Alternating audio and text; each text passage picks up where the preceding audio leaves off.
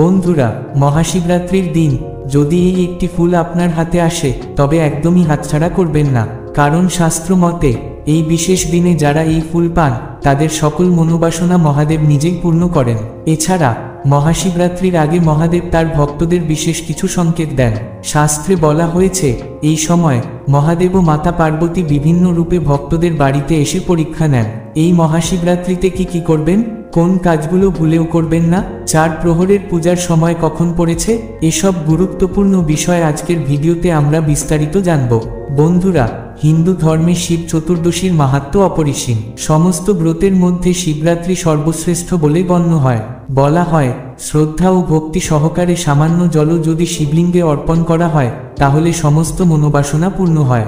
ভগবান শিব ভক্তদের দুঃখ, দরিদ্রতা ও দুর্ভাগ্য হরণ করেন। কিন্তু বন্ধুরা, কিছু ভুল মানুষের জীবনে চরম দুর্ভাগ্য বয়ে আনে। আবার যদি সঠিক সময়ে শিবলিঙ্গে জলাভিষেক না করা হয় তবে এই ব্রতের পূর্ণ ফল পাওয়া যাবে না। তাই চলুন সবার আগে জেনে নিই মহাশিবরাত্রির সঠিক সময় ও পালন বিধি। তার আগে বন্ধুরা, ভিডিওটি একটি লাইক করে কমেন্টে লিখুন হর হর মহাদেব ও জয় শ্রীকৃষ্ণ, যাতে এই পবিত্র বার্তাটি আরও অনেকের কাছে পৌঁছে যায়।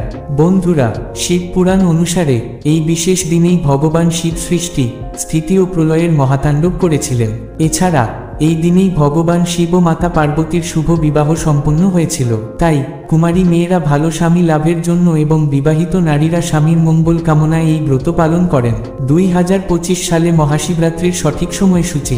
এই বছর চতুর্দশী তিথি শুরু হচ্ছে 26শে ফেব্রুয়ারি 13ই ফাল্গুন বুধবার সকাল 11:08 থেকে 27শে ফেব্রুয়ারি 14ই ফাল্গুন বৃহস্পতিবার সকাল 8:54 পর্যন্ত। উদয়তিথি অনুযায়ী মূল পূজা বুধবার সন্ধ্যা থেকেই শুরু হবে। 4 প্রহরের পুজো সম্পন্ন করবেন এই সময়সূচি মেনে। প্রথম প্রহর বুধবার সন্ধ্যা ভোর 5:39 থেকে রাত সকাল 8:44। দ্বিতীয় প্রহর রাত সকাল 8:44 থেকে সকাল 11:49। তৃতীয় প্রহর মধ্যরাত সকাল 11:49 থেকে ভোর রাত 2:54। চতুর্থ প্রহর মধ্যরাত রাত 2:54 থেকে ভোর সকাল 6টা। পারণ সম্পন্ন করবেন বৃহস্পতিবার ভোর সকাল 6টা থেকে সকাল 8:54। বিশেষ নিষিদ্ধকালীন মূল পূজার সময় রাত দুপুর 12:09 থেকে দুপুর 12:59। মহাদেবের বিশেষ আশীর্বাদ যাদের জীবনে আসছে। জ্যোতিষশাস্ত্র বলছে এই মহাশিবরাত্রিতে বিশেষ 4টি রাশির মানুষের ওপর মহাদেবের কৃপা বর্ষিত হবে। তাদের জীবনে সুখ, শান্তি ও অর্থ সবকিছু আসবে, কারণ এই দিনে মহাদেব ও মাতা পার্বতী মর্ত্যালোকে বিরাজ করেন এবং বিশেষ কৃপা বর্ষণ করেন। যাদের জীবনে সৌভাগ্য কিছুতেই আসছিল না তাদের ভাগ্য এবার খুলে যাবে। শনিদেব ও মহাদেবের আশীর্বাদে নতুন সম্ভাবনার দ্বার উন্মুক্ত হবে। মাতা পার্বতীর কৃপায় সকল মনোবাসনা পূর্ণ হবে।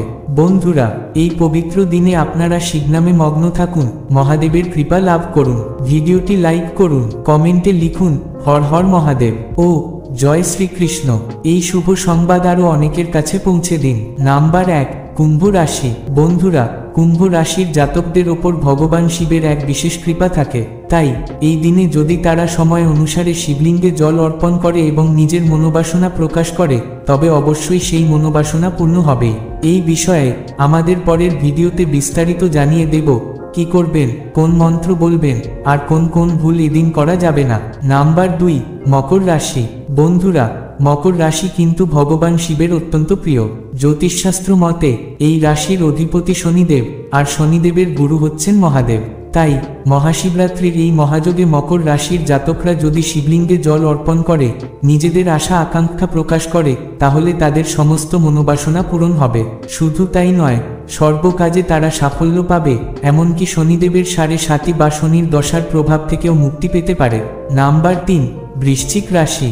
বন্ধুরা, বৃশ্চিক রাশির মানুষেরাও এই মহাশিবরাত্রিতে বিশেষ ফল পাবেন, কারণ এই রাশির অধিপতি মঙ্গল, আর মঙ্গলের ওপর রয়েছে হনুমানজির বিশেষ প্রভাব। তাই যদি বৃশ্চিক রাশির জাতকরা এই দিনে শিবলিঙ্গে জল অর্পণ করে এবং নিজেদের দুঃখ কষ্ট মহাদেবকে নিবেদন করে তবে মহাদেবের কৃপায় তাদের জীবনে সুখ ও সমৃদ্ধি ফিরে আসবে। সকল দুঃখ, দরিদ্রতা ও দুর্ভাগ্য সেই দিনই দূর হয়ে যাবে। নাম্বার 4, মেষ রাশি। বন্ধুরা, মেষ রাশির অধিপতি মঙ্গল, তাই এই রাশির জাতকরা যদি মহাশিবরাত্রির দিনে ভগবান শিবের পূজা অর্চনা করে এবং নিজেদের দুর্ভাগ্য ও দরিদ্রতার কথা মহাদেবকে জানায়, তবে অবশ্যই তারা জীবনে নতুন সুখ শান্তি ফিরে পাবে। আর মহাদেব ইচ্ছা করলে সেই দিনই তাদের মনোবাসনা পূরণ হবে। তাই বন্ধুরা, আপনারা যে রাশিরই হন না কেন, এই দিনে ভগবান শিবের পূজা অর্চনা করতে কিন্তু ভুলবেন না।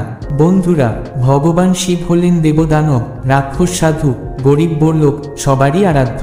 তিনি কখনো কারো মধ্যে ভেদাভেদ করেন না, এজন্যই তো তাকে ভোলানাথ বলা হয়। প্রভু এতটাই ভোলা যে সামান্য জল দিলেই তিনি ভক্তের মনোবাসনা পূর্ণ করে দেন।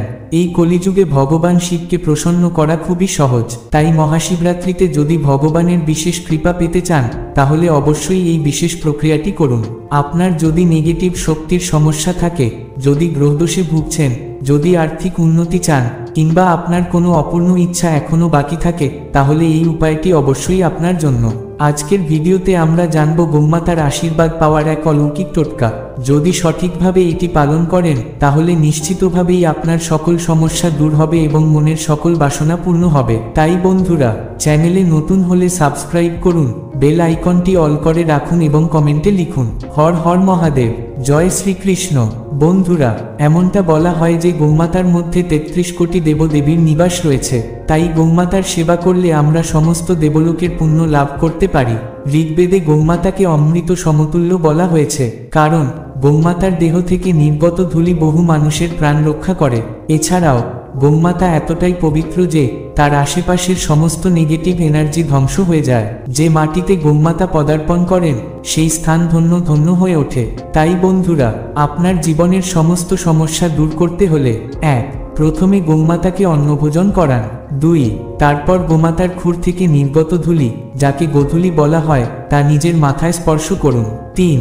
সেই গোধূলি কিছুটা নিজের বাড়ির চারিদিকে ছিটিয়ে দিন। এতে বাস্তুদোষ, নেগেটিভ শক্তি, গ্রহদোষ সবকিছুই দূর হয়ে যাবে। আর একটি গুরুত্বপূর্ণ বিষয়, যদি আপনি সরল হন, কখনো কারো ক্ষতি না করেন, তাহলে ঈশ্বর অবশ্যই আপনার মঙ্গল করবেন। তাই প্রতি সপ্তাহে অন্তত একবার এই পবিত্র কার্যটি করুন। বলা হয়, গোমাতার সেবায় মোক্ষ লাভ হয়। এমনকি গোলোক, বৈকুণ্ঠ ধাম এবং ভগবান শিবের কৃপা লাভের জন্য গোমাতার সেবা করা অত্যন্ত গুরুত্বপূর্ণ। বিশেষ টোটকা, যদি কালো গরুকে রুটি ও গুড় খেতে দিতে পারেন, তাহলে শনি ও কেতুর বাজে প্রভাব পড়বে না। যদি আপনার বাড়ির সমস্যা দূর করতে চান, তাহলে গোধূলি বাড়ির চারদিকে ছড়িয়ে দিন। এতে সুখ, শান্তি ও সমৃদ্ধি বাড়বে। ভগবান শিবের প্রিয় ফুলগুলোর মধ্যে অন্যতম হলো গোলাপ। তাই যদি এই মাসে ভগবান শিবকে গোলাপ ফুল অর্পণ করেন, তাহলে প্রেম ও ধন সম্পত্তিতে সফলতা লাভ করবেন। এছাড়াও শিবজিকে বেলফুল অর্পণ করলে আপনার অপূর্ণ মনোবাসনা দ্রুত পূর্ণ হবে, জীবনের বাধা বিপত্তি দূর হয়ে যাবে। তাই বন্ধুরা, এই মাসে শিবজিকে গোলাপ ও বেলফুল নিবেদন করুন। এতে শরীর সুস্থ থাকবে, অভিশাপ মুক্তি মিলবে, আর জীবনে সফলতা আসবে।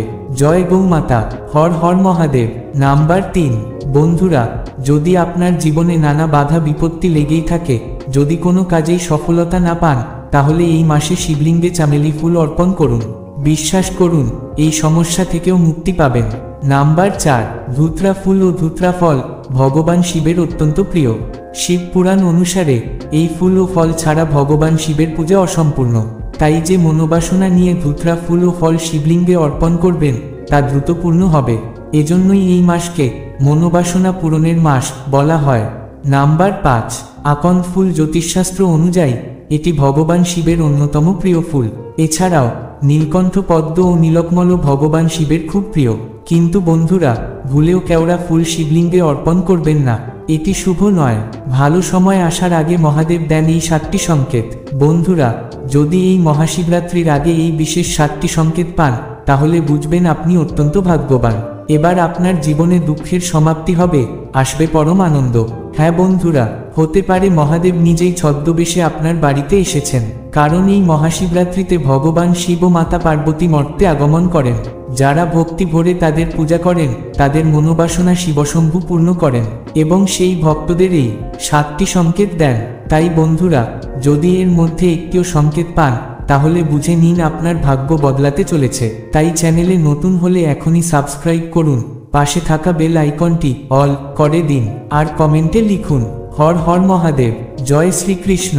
ভাগ্যবানদের জন্য মহাদেবের সংকেত।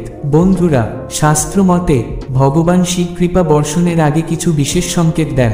যদি আপনি এই সংকেতগুলোর মধ্যে একটিও দেখতে পান, তাহলে বুঝবেন মহাদেব আপনার উপর অত্যন্ত প্রসন্ন। তাহলে চলুন জেনে নিই সেই মহাশিবরাত্রির বিশেষ সংকেত। 1. রুক্ষ মুহূর্তে হঠাৎই চোখ খুলে যাওয়া। বন্ধুরা, একটি দিনের সবচেয়ে গুরুত্বপূর্ণ সময় হলো রুক্ষ মুহূর্ত। এই সময় দেব দেবীদের বিশেষ উপস্থিতি থাকে। যদি আপনার ঘুম এই সময় আপনি ভেঙে যায়, তাহলে বুঝবেন এটি কোনো সাধারণ ঘটনা নয়। আর যদি এই সময় আপনি আকাশের চাঁদ দেখতে পান, তাহলে বুঝবেন আপনি অত্যন্ত ভাগ্যবান, কারণ চন্দ্রদেব স্বয়ং মহাদেবের মস্তকে শোভিত। এটি শিবের কৃপার শক্তিশালী সংকেত। 2. সাদা নন্দীর দর্শন। আপনি যদি বাইরে যাওয়ার সময় হঠাৎই সাদা নন্দীর দর্শন পান, তাহলে বুঝবেন ভগবান শিব আপনার উপর খুবই প্রসন্ন, কারণ নন্দী মহারাজ হলেন ভগবান শিবের প্রধান ভক্ত ও বাহন। শাস্ত্র মতে শিবের আশীর্বাদ পাওয়ার আগে নন্দী মহারাজের দর্শন পাওয়া অত্যন্ত শুভ সংকেত। 3. সাপের দর্শন। বন্ধুরা, মহাদেবের গলায় শোভিত থাকে নাগরাজ, তাই সাপকে শিবের অত্যন্ত প্রিয় বলে মনে করা হয়।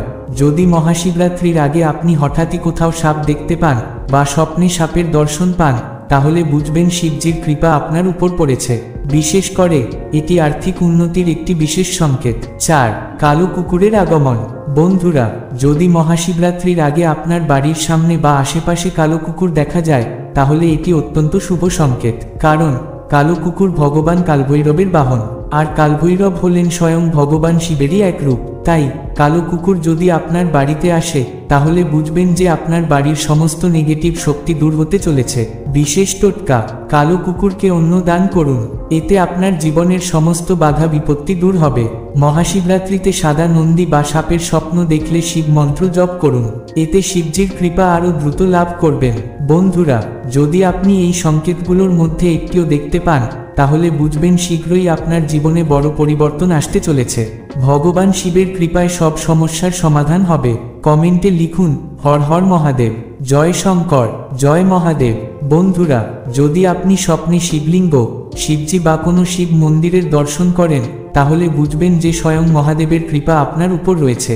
তাই যদি এমন স্বপ্ন দেখেন, তাহলে অবশ্যই মহাশিবরাত্রিতে ভগবান শিবের মাথায় জল ঢালুন, এতে আপনার জীবনের সমস্ত বাধা বিপত্তি দূর হবে আর আপনি মহাদেবের বিশেষ আশীর্বাদ লাভ করবেন। নম্বর 6. অসহায় ব্যক্তিকে কখনো খালি হাতে ফিরিয়ে দেবেন না। বন্ধুরা, শিবজি নানাভাবে ভক্তের পরীক্ষা নেন। তিনি অনেক সময় বিভিন্ন ছদ্মবেশে আমাদের বাড়িতে আসেন। যদি শিবরাত্রির আগে বা ওই দিন আপনার বাড়িতে কোনো অসহায় ব্যক্তি কিছু চাইতে আসেন, তাহলে ভুলেও তাকে খালি হাতে ফিরিয়ে দেবেন না, কারণ হয়তো স্বয়ং মহাদেবই আপনাকে পরীক্ষা নিচ্ছেন। যদি আপনি কারো দুঃখ বাড়ান, তাহলে আপনার সৌভাগ্য দুর্ভাগ্যে পরিণত হতে পারে। তাই যদি কোনো অসহায় ব্যক্তি বা পশু পাখি আপনার কাছে কিছু চায়, তাহলে দয়া করে তাদের সাহায্য করুন। নম্বর 7. গৌমাতা বা নন্দী মহারাজ যদি আপনার বাড়িতে আসেন, তাহলে আপনি খুবই ভাগ্যবান।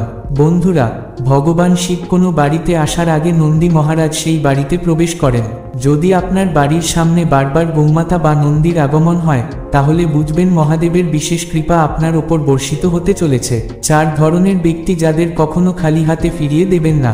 বন্ধুরা, কিছু মানুষ আছেন যারা আমাদের বাড়িতে সৌভাগ্য ও ঈশ্বরের আশীর্বাদ নিয়ে আসেন। এই 4 ধরনের ব্যক্তি যদি কখনো আপনার বাড়িতে আসেন, তাহলে তাদের খালি হাতে ফিরিয়ে দেবেন না, কারণ মাঝে মাঝে ভগবান নিজেই আমাদের পরীক্ষা নিতে পারেন। এই সৃষ্টিজগৎ আসলে একটি পরীক্ষালয়। ভগবান আমাদেরকে এখানে পাঠিয়েছেন যাতে আমরা আমাদের কর্মফল অনুসারে ভাগ্য নির্ধারণ করতে পারি। যারা সৎ ও ন্যায়পরায়ণ, ভগবান তাদের ভাগ্য ভালো করে দেন, আর যারা নিজেদের ধর্ম ও কর্তব্য ভুলে যায়, তারা দুর্ভাগ্যের শিকার হন। তাই বন্ধুরা, ভগবান শিব সবসময় আমাদের পরীক্ষা নেন। তিনি দেখেন আমরা সত্যিই কি তার ভক্ত, নাকি শুধু নিজের মনোবাসনা পূরণের জন্য তাকে ডাকছি। তাই ভালো কর্ম করুন, ধর্মের পথে চলুন, আর মহাদেবের কৃপা লাভ করুন। জয় গৌমাতা, হর হর মহাদেব। আপনি যদি ঈশ্বরকে স্মরণ করেন, তবে জেনে রাখুন ঈশ্বর বিভিন্ন রূপে ভক্তের বাড়িতে আসেন এবং সেই সময়ে ভক্তের পরীক্ষা নেন। এই পরীক্ষার পরই ব্যক্তির জীবনে ঘটে এক বিস্ময়কর পরিবর্তন। তাই বলা হয়, কিছু বিশেষ ব্যক্তি যদি আপনার দোরগোড়ায় আসেন, তবে ভুলেও তাদের খালি হাতে ফিরিয়ে দেবেন না। বন্ধুরা, ভিডিওটি একটি লাইক দিন এবং কমেন্টে লিখুন হর হর মহাদেব ও জয় শ্রীকৃষ্ণ। নম্বর 1. হিজরা।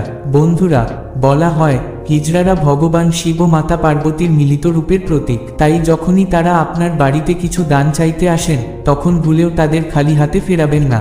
বিশ্বাস করা হয় তাদের দান করলে ভগবান শিব ও মাতা পার্বতী প্রসন্ন হন, আর এতে আমাদের পাপ ও দুর্ভাগ্য ধ্বংস হয়ে যায়। তাহলে বলুন হর হর মহাদেব এবং শেয়ার করুন এই গুরুত্বপূর্ণ তথ্য। নম্বর 2, যদি কোনো শিশু, গরু, কুকুর, হনুমান বা অবলা জীবজন্তু আপনার বাড়ির দরজার সামনে এসে দাঁড়ায়, তবে জানবেন এটি আপনার ঘরে সৌভাগ্যের বার্তা। এটি ঈশ্বরের আগমনের সংকেত। তাই বন্ধুরা, সেই মুহূর্তে ভুলেও তাদের উপেক্ষা করবেন না, তাদের কিছু খাবার খাওয়ান, কারণ এতে ঈশ্বর আপনাদের প্রতি প্রসন্ন হবেন। নম্বর 3, যদি কোনো দুস্থ, অসুস্থ বা খোঁড়া মানুষ, যাদের ঈশ্বর শারীরিক কষ্ট দিয়েছেন, আপনার কাছে সাহায্যের জন্য আসেন, তবে বন্ধুরা আপনার সামর্থ্য অনুযায়ী অবশ্যই তাদের সাহায্য করুন। মনে রাখবেন, দান ও সহানুভূতি ঈশ্বরের সবচেয়ে বড় উপাসনা। নম্বর 4, যদি কোনো ভিখারি বা বৃদ্ধ ব্যক্তি আপনার বাড়ির সামনে এসে সাহায্য চান, তবে দয়া করে তাদের খালি হাতে ফিরিয়ে দেবেন না। যতটুকু পারেন দান করুন, কারণ মনে রাখবেন ভগবান বিভিন্ন রূপে ভক্তের বাড়িতে আসেন এবং তাদের পরীক্ষা নেন। আপনি কি সত্যিই চাইবেন ভগবান আপনার দরজায় এসে খালি হাতে ফিরে যান? নিশ্চয়ই না। হরে